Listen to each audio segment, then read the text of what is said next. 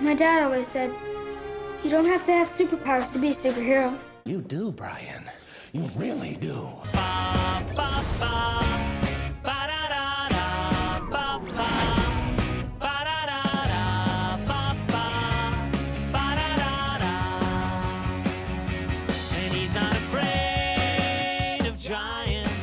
The following is an in-depth story analysis and retrospective. If you haven't seen this film, you might want to before watching this review.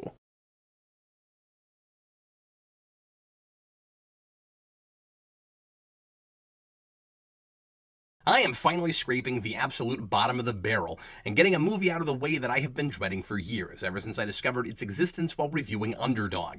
I said there that I drew the line at Super Buddies, except even then I understood there was really no line I could actually draw. Almost a third of my own life ago, I vowed to review every superhero movie ever made, and unfortunately, this qualifies. The last couple superhero rewinds weren't on anything horrible. I'm 5 years away from Spawn Year now, and I figured even the couple of obscure exercises in weirdness that were requested for the 12 Days of Rewind last year probably wouldn't be as hard to sit through as this. As always, I hoped I was wrong. I wasn't looking for this to suck. How awesome would it be to throw in a direct-to-video sequel to Air Bud of all things, like the 345th installment of the franchise, about 5 real dogs with superpowers and the most generic costumes imaginable, and it turns out to be sky high or something. I would have loved to give this a glowing review, talk about how creative and funny and witty it is, and make you wonder the whole review if I'm not trolling the audience again, like I did on April Fool's Day all those years ago with Superhero Movie. But alas, it's precisely what I expected, except maybe a little harder to sit through and a little more boring. I actually longed for Barbie and Princess Power again. That at least watched like somebody involved had read a comic or watched something with superheroes in it. But I figured against all hope, this would probably be obnoxious, and it didn't disappoint. I don't think I've ever reviewed a movie that I more had the urge to dismiss out of hand. Just say, yep, nothing to see here, it's obligatory, it's a cash-in on a fad, it insults kids' intelligence, it's got no consistent internal logic, the characters are stupid and irritating, here's my score.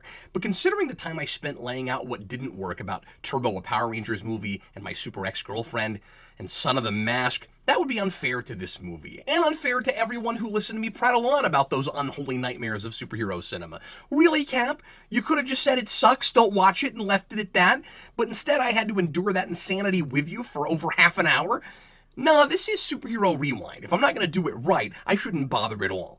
Yes, no one's going to be surprised that this is uninspired drivel, or that the CG looks like it cost $5, or that the story, such as it is really cookie cutter and just a device to string together a bunch of unfunny slapstick comedy scenes. Look, I've got one job. It's stupid, but I'm gonna do it. There is some insanity here I can't believe wound up in a movie. Any movie that will be fun to pick apart. If you're familiar with the Buddies franchise, you'll know what you're in for. I wasn't, so I didn't.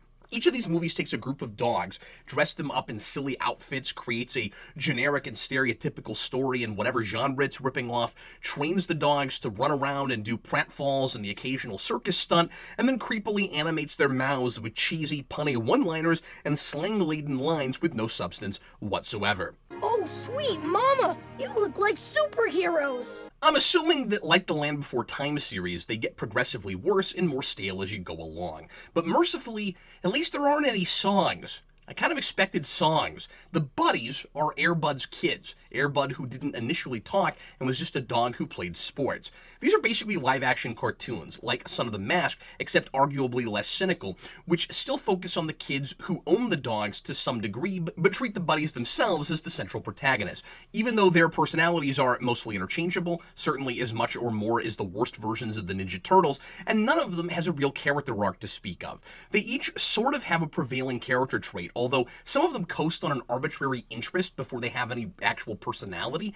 It's all so superficial, I can only imagine it's gotta be worse getting hit on the head with these singular obsessions every movie, as opposed to being introduced to them here like I was.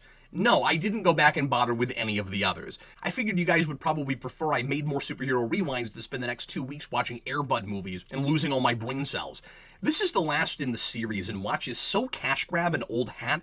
Maybe some of the earlier installments are better. Maybe some of those are written by someone who appreciates and understands something about the genre they're playing in. Oh wait, nope, they're all made by exactly the same people. Alright, it's crazy to think that the original Air Bud was based on real-life events, but it would be ridiculous to expect any kind of integrity or authenticity to the original material from Disney. Once again, they take a film people like, turn it into a franchise, and hammer it into the ground until it's a mangled, unrecognizable corpse. Maybe that's not fair of me to say since I don't generally care about sports movies or dog movies, and I'm totally out of my element on this.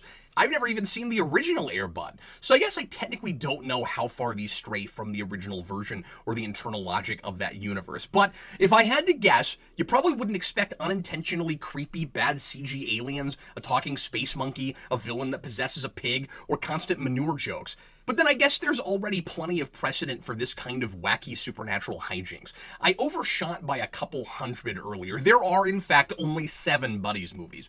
On top of the original 5 Air Bud films, only 2 of them theatrical, and 2 prequels to Santa Buddies. Yeah, no joke. They made a Christmas movie canonicizing Santa Claus, and then they made that its own series. There are more Buddies movies than live-action Batman films. Oh, those poor, confused, overworked dogs. But anyway, before alien technology gives dogs superpowers, yeah, just put that sentence together, they've already found out Santa is real, been haunted by ghosts and run away from zombies, found a necklace with mystical powers in Egypt, and been to space themselves. So clearly, the shark was not jumped in Super Buddies. That happened in the Buddies' 3rd movie, Space Buddies, as far as I can tell, unless there's some super science or mysticism in Air Buddies or Snow Buddies Wikipedia isn't telling me about. Although I guess for the Air Bud franchise, the talking was enough of a shark jump. Wait, really? Air Buddies is the last thing Don Knotts did? Well, that's unfortunate. I don't know. Maybe it's great. I bet you my Batcave it isn't, though.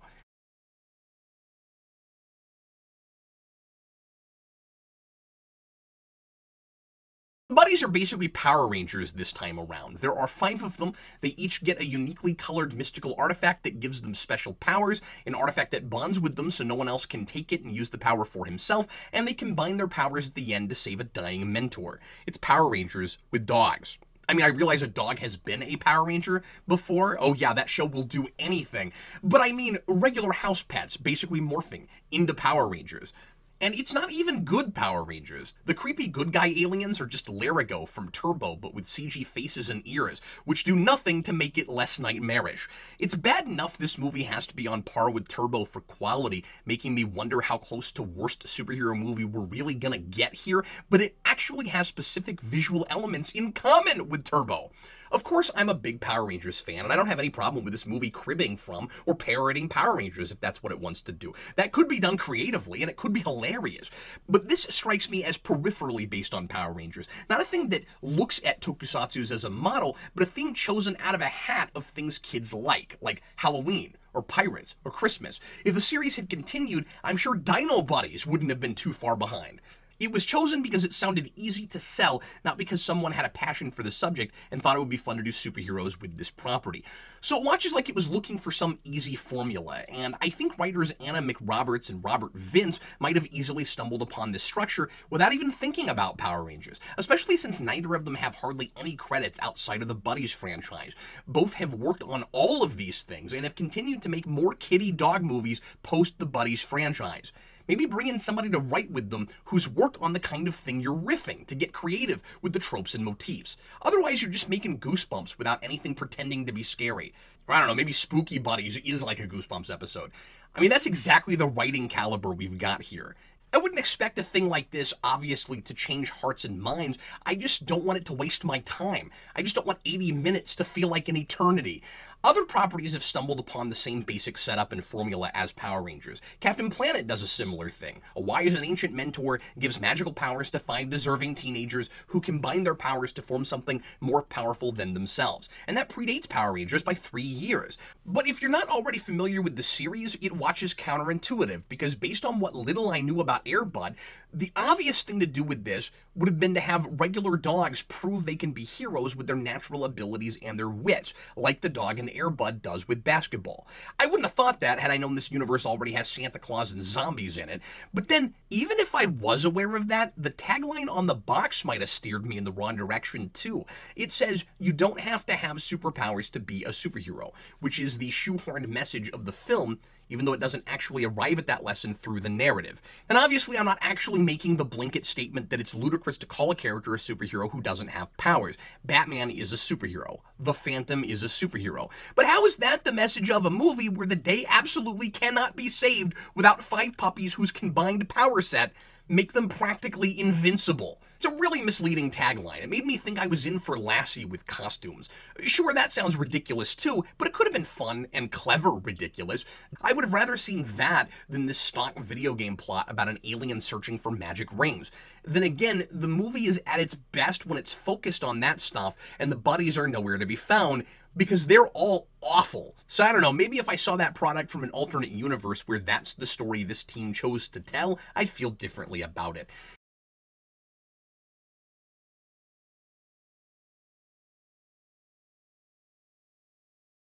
In case you aren't one of the 9 people already familiar with these characters, let's now establish our puppy protagonist, as little as there is to establish, just so you sort of know who I'm talking about when I mention them. Yes, the word bud is forced into all of them.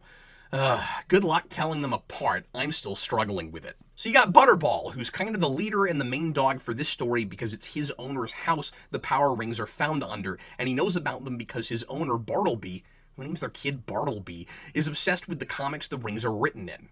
Yeah, we've got a comic that's actually true in this one, like in Heroes, or to a much less silly and more plausible degree, Logan.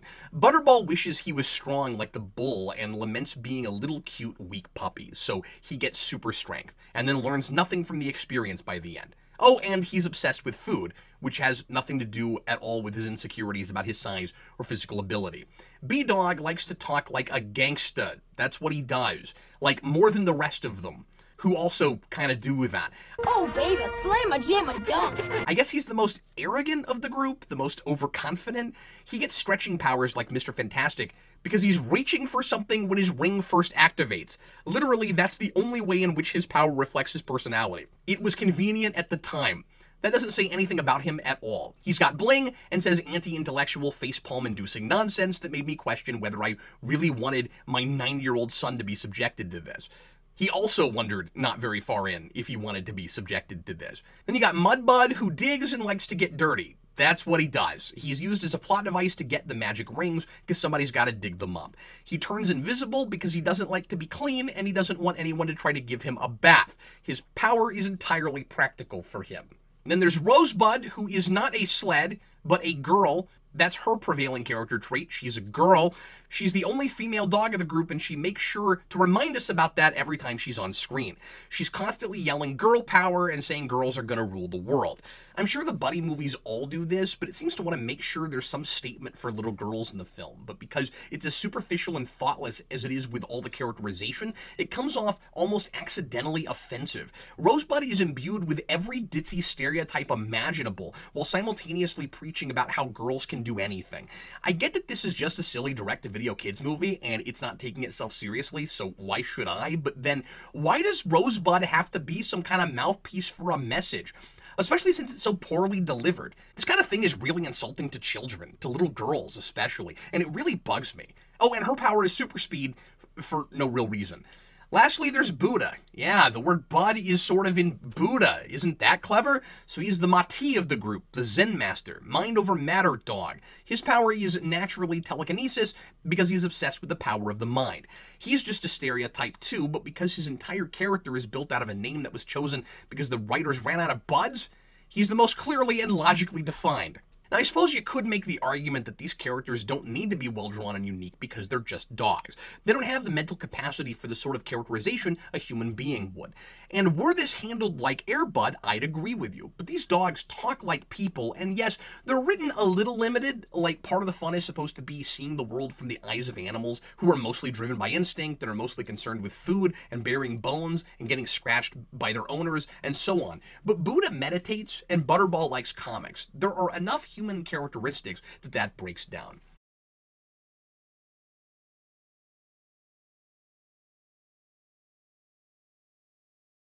So at this point, I'm going to move chronologically through the story like I did when I reviewed Super Fuzz, because there's no other way to organize my thoughts in a way that the 99% of you who aren't masochistic and haven't seen this movie can easily follow. I'm going to point out my more detailed criticisms and what few things I can praise the movie for as we go along. The premise and backstory for this thing is so contrived, unbelievable, and inconsistent, I've got to start from the beginning so you can follow the plot holes. Now you might be thinking, but it's just a stupid kids movie. Who cares if it makes sense? That's not the point anyway. The point is just to watch cute dogs and their zany antics. Even if you don't think that's entertaining, that's what the movie is going for. So taking it on its own terms, isn't it succeeding? Isn't it just not for you? My response to that is threefold. A, then why is the plot so involved? It's not taking itself overly seriously or pretending like it's a deep movie. I'll give it that. It's not the BVS of dog movies, although I kind of want that now. But it isn't a straight-up parody or farce either. It's presented like a traditional narrative that establishes rules for its universe, presents a conflict, gives us heroes trying to resolve that conflict, and creates story beats and ideas it tries to pay off later. If it's just supposed to be a dumb series of slapstick gags, why play at a message or at trying to make the audience invested in anything? Yes, it's absurd and heightened, and a lot of characters act like cartoons, but it acts like it's telling a story it thinks makes sense by its own internal logic. B, most kids past the age of 5 or 6 are smart enough to know the story doesn't make sense, and that'll take them out just like it does me. My 9-year-old was bored. Maybe the target age for this is younger than that? But then again, why is the plot so involved? Also, my 4-year-old didn't care about this movie either. And C, the only fun I can really have with a movie like this is to point out all the bizarre choices it makes, like with a lot of Power Rangers. A lot of it is so counterintuitive, I don't see how you would make these decisions unless you were going out of your way to do the opposite of what makes sense, like a script written on Bizarro World. I don't see how anyone past the age of 7 who has ever read a story, let alone written one, could make some of the decisions and mistakes this script makes. It's just fascinating. So the movie opens on the Kent farm from Smallville. No, really, that's not a joke. It's filmed in Vancouver, and the main set used for most of the movie is the farm from Smallville. I recognized it immediately because, I've spent a little time with that series, and it was ultra surreal watching these creepy talking dogs walking all over Jonathan Kent's farm. What was doubly surreal was seeing Smallville-level visual effects in several scenes that were suspiciously like scenes in that series. This is where I realized there can't be a farm in history that has had as many lightning effects superimposed on top of it. There's nothing that happens here that didn't happen on Smallville. Lightning from a bad guy's fingertips, glowing alien artifacts in the barn, a spaceship floating overhead, farm implements telekinetically floating in midair, even an animal healed by a bright light. It's like constantly flipping channels back and forth between Smallville and some Disney Channel dog movie. It's Bartleby's birthday, and he's spending it on his grandpa's farm. Right away, there's a product placement for Puppy Chow. Bartleby gets a free toy out of the dog food, the last remaining plastic ring of Inspiron, based on his favorite comic book, Captain Canine and Kid Courageous. Wait, who puts a toy surprise in a bag of dog food?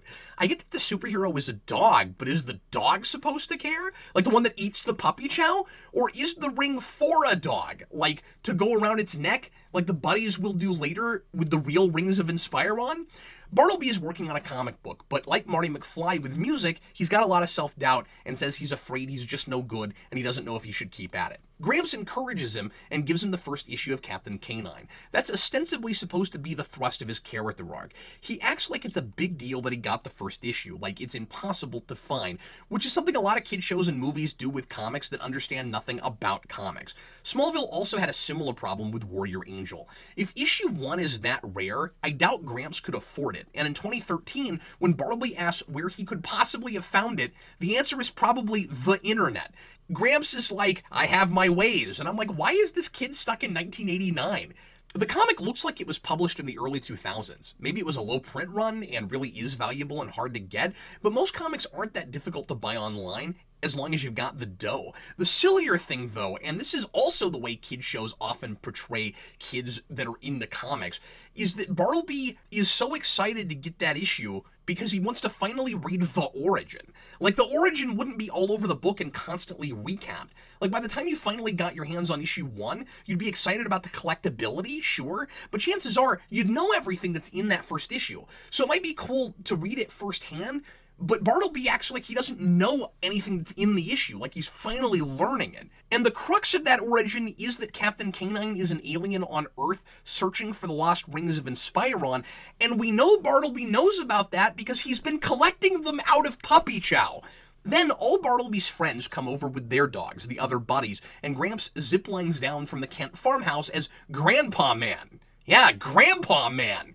Gramps is played, by the way, by John Ratzenberger, the voice of Ham in the Pixar movies, and he's a cool get. He's hamming it up, see what I did there, and having a great time with these kids. He totally gets what kind of movie he's in and plays it like a cartoon, like John Glover at the beginning of Batman and Robin, except, you know, not evil. He's charming and plays it as sincere as he can, and it's fun every time he's on screen. He should be the Zordon stand-in in a Power Rangers show. He'd be great. I bet that would be possible if Disney still owned the series. Power Rangers is one of the only things they don't own now. Gramps is the coolest grandpa on the planet. He throws his grandson this insanely elaborate party and gives him his own custom superhero suit, which is just a cape and mask when he opens the box, but magically becomes a whole costume after he puts it on. Amazing! Grandpa Man sends Bartleby and his friends on a scavenger hunt with the vaguest clues imaginable. Clue number 1 is a circular object. They gotta go find a circle. That could be anything. The puppies decide they like treasure, and they're gonna participate too. You'd think there'd be some mention of that other movie where they went off and got actual pirate treasure, Treasure Buddies. And this is where Mudbud digs up the real rings of Inspiron. That's right, not only is everything in the comic real, but when the good alien Megasis, which sounds like a villain name, but isn't, Megasis shot an unarmed torpedo at Earth, it just happened to bury the rings under a farm owned by a guy with the biggest fan of the comic for a grandson. What are the odds? And somehow it never occurs to Bartleby when he reads the first issue. The farm in that comic looks identical to the one he's at right now. It also doesn't make any sense that the farm is in that issue because it's co-written by Megasis, who actually is the real Captain Canine, we'll find out, and he doesn't know where the rings are. So why would he draw that farm? But I'm getting ahead of myself. Then it's time for cake. Bartleby decides Butterball must have just been collecting his own rings somehow and thinks nothing more of it, because that makes sense.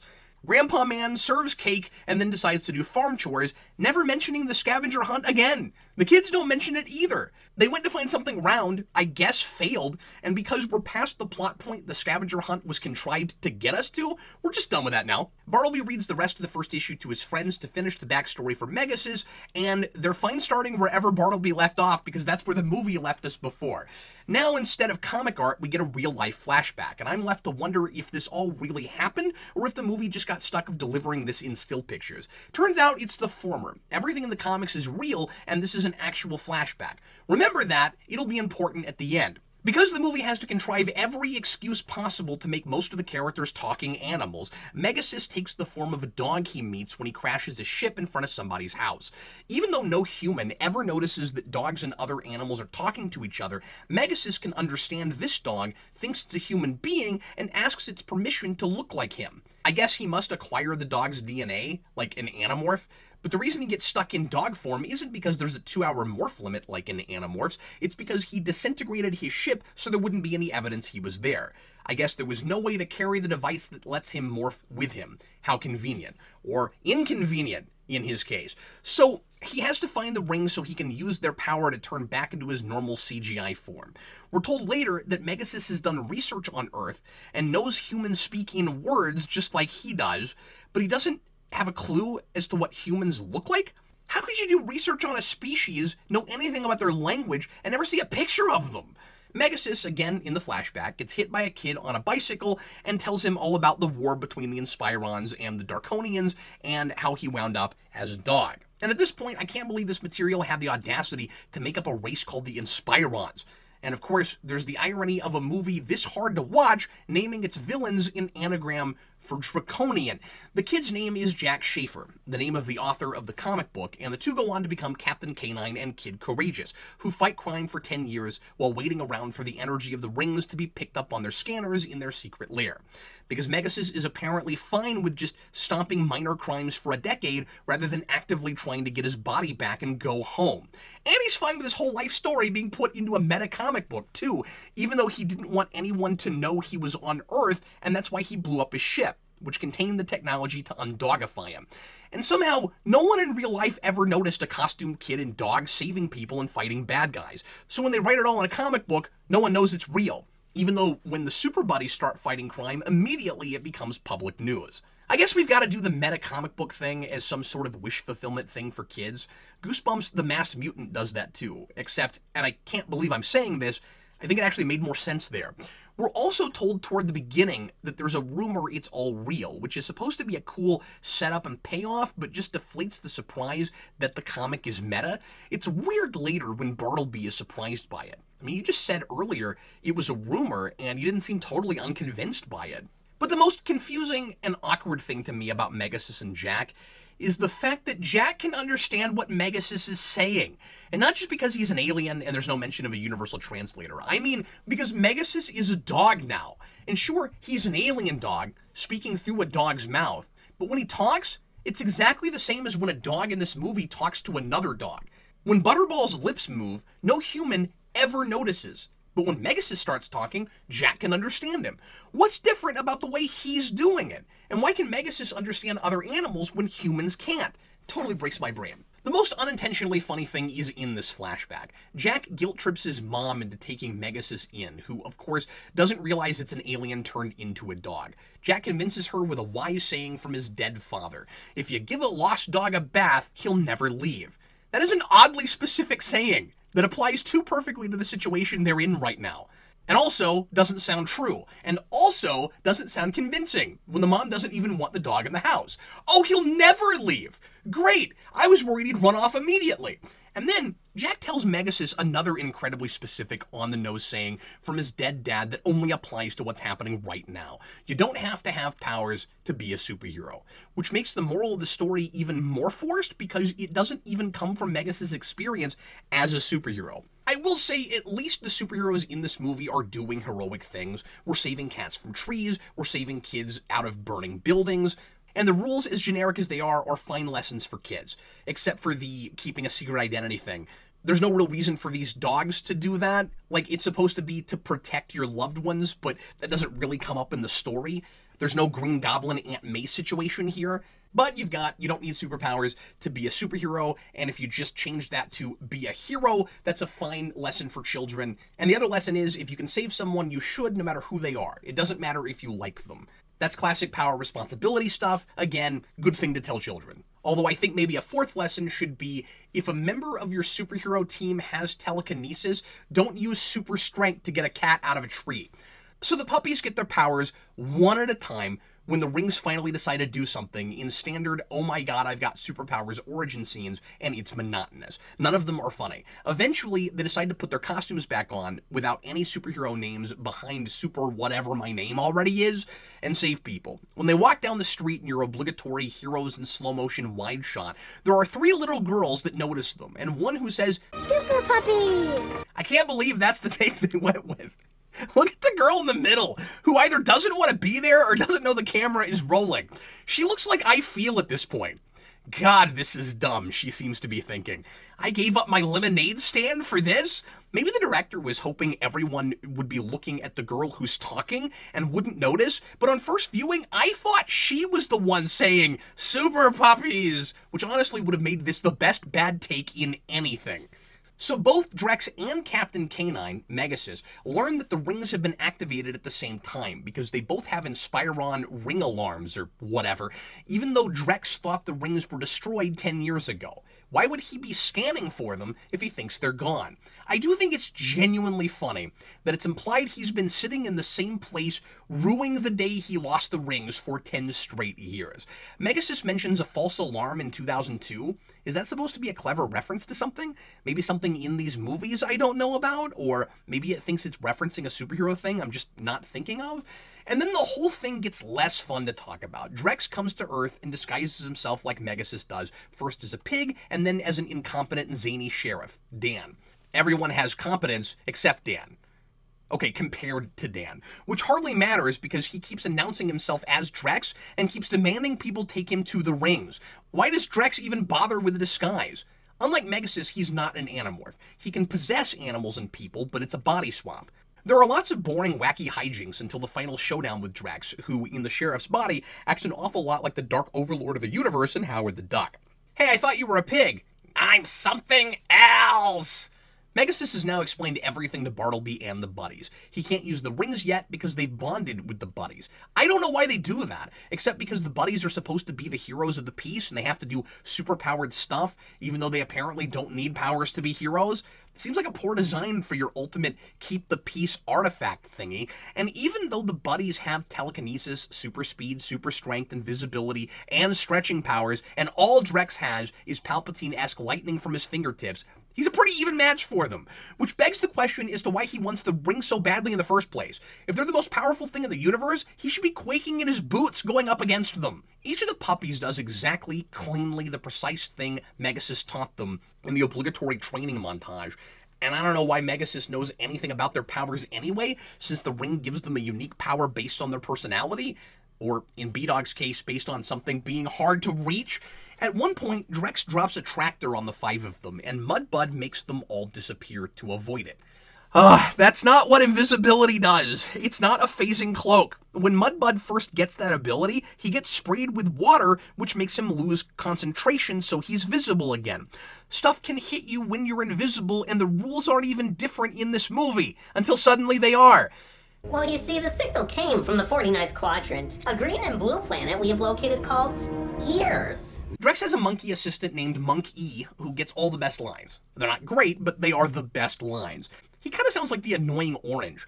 He ends up double-crossing Drex for no real reason at the end. The movie acts like there was some kind of progression to that, like with so many things, but all that really happens is Drex won't let him explore Earth, and he doesn't like that, and then leaves the ship anyway, and then when Drex looks like he might get beaten, Monk E sees which way the wind is blowing and joins the good guys.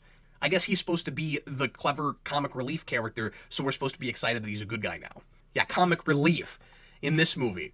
I guess it's a relief because it's close to actual comedy. Bartleby and his friends look through the comics to figure out how to beat Drex. None of the other kids do anything at all in this movie, by the way. Bartleby finds it himself. He has to trick Drex like Megasis did when he sent the torpedo to Earth at the beginning. So he takes the plastic rings from the puppy chow and gives them to Drex, faking him out, who stupidly puts them in his ship, tries to integrate them with his system somehow, sees them melting, and then slams into the meteor he was trying to slam into Earth. Oh yeah, and he was also trying to slam a meteor into the Earth, because manufactured stakes. If Drex had automatic sensors that told him when the rings were activated from anywhere in the universe with, like, unlimited range, you'd think he'd have alarm klaxons going off saying those weren't the real rings, or at least saying the real ones were still on Earth. In the fight with Drex, Megasis almost dies, or does die, or something, and there was some vague line earlier about combining powers, so the buddies do that. And it's exactly like the scene at the end of the '95 Power Rangers movie, where the Rangers make a circle around Zordon and bring him back to life. But I still think it's a coincidence. I don't think anyone making this movie has ever seen an episode of Power Rangers. They can bring Zordon or Megasis back to life because with the great power, they can accomplish anything. They also don't need powers to be superheroes. So now Bartleby gets to write a Super Buddies comic with Jack because it's what he's always wanted and he saved the universe. Never mind any kind of opportunity for change that gets him over his self-doubt. I guess if you thwart a supervillain, suddenly you don't have any personal insecurities anymore. Last shot is baffling. The Queen of Inspiron shows up and is able to unbind the rings from the buddies, I guess. She and Megasis, in his original form now, go off to live happily ever after together. So the buddies don't have the rings anymore, don't have powers, but the last shot of the movie is the 5 of them standing on a roof wearing the glowing rings. We see that in the comic first. Up until now, everything we've seen in live action has really happened. But this can't! So I guess it's just a dramatic shot to leave the movie off with, even though it's confusing and can't actually be happening? Why would you do that?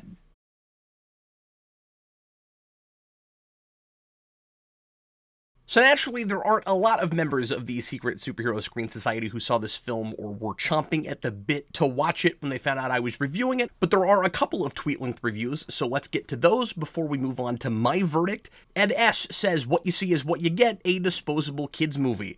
Thomas Edgeshill says, "Strung together with almost funny one-liners, even my 6-year-old was bored, and with that said, it's time for us to go, Monk E." Mr. X says, "This is how you kill a direct-to-video franchise." B.A.G Studios, "Why does he have a lasso?" Jacob May says, "I'm not going to watch it because I don't want to." And Bob Wookie says, "Never saw it, never plan to."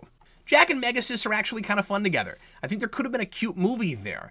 And the generic sci-fi plot as their background is fine if only they were the main characters. But they're just supporting cast, the buddies, who just get in the way and irritate me. Constantly. It's not a good sign when the main characters are the problem. Every time they're on screen, I'm like, oh, that's right. Stupid, creepy talking dogs that are trying to sound hip and modern. If it weren't for them, I think I'd have to say this is a better movie than Underdog, which is a low bar for Disney dog movies. It's oddly more creative than that film, which isn't saying much. It's probably less bafflingly and offensively bad than Son of the Mask, but it's definitely in the top 5 worst movies I've reviewed on this show. I'm giving this cross between Howard the Duck, Power Rangers, Beetleborgs, Underdog, Smallville, and Homeward Bound a 0.5 out of 4.